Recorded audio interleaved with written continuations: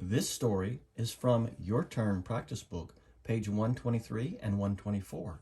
It is your timed read for this week, Monday through Friday, and it will also be posted on the classwork page near 5th grade reading notes, and it's called Timed Video Reads.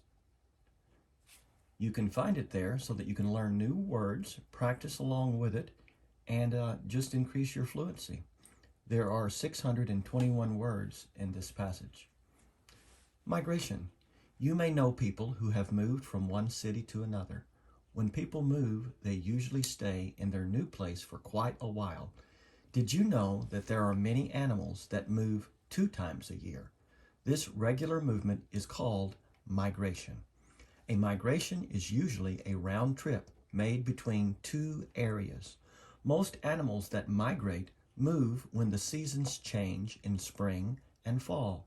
They go where there is better weather and more food. Some animals migrate to areas where their young will have a better chance to live. There are different types of migration. Many kinds of birds migrate between north and south. They live in northern areas in the spring and summer. In fall, when the weather turns cold, they fly south. In spring, when the weather warms up, they fly north again.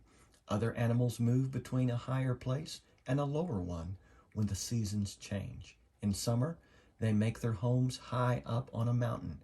When winter comes, they head to warmer areas down the slopes. Birds called mountain quail migrate in this way. These quail are birds that do not normally fly. In the fall, they walk down the mountain, and in spring, they walk back up again. Some mammals and tropical birds live in climates that are very wet for at least part of the year. When the dry season comes, these animals move to a place that is wet during this season. When the rainy season returns, they go back home. How do these animals know when to migrate? Scientists who have studied this behavior think that animals know when seasons are about to change. They also seem to know where they are going and how to get there. Many animals migrate to and from the same places year after year. How do they know where to go? Many birds travel the same paths every year. These routes are called flyways. How do they know which path to follow? Human explorers have studied astronomy and have used the sun, moon, and stars to guide them.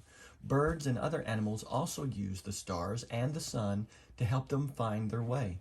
Some even use geographic features, such as rivers and mountain ranges, as landmarks. Biologists say some animals also seem to have the help of a built-in sense of direction. Arctic terns are seabirds that fly huge distances. They can fly 22,000 miles in a year. That's farther than any other bird. Many terns live part of the year on the east coast of North America and on islands in the Arctic Ocean. That is where they have their young. In late August, the terns began their journey to Antarctica. They return to North America around the middle of June. The monarch butterfly migrates up to 2,000 miles. They leave each fall to go to a warmer climate.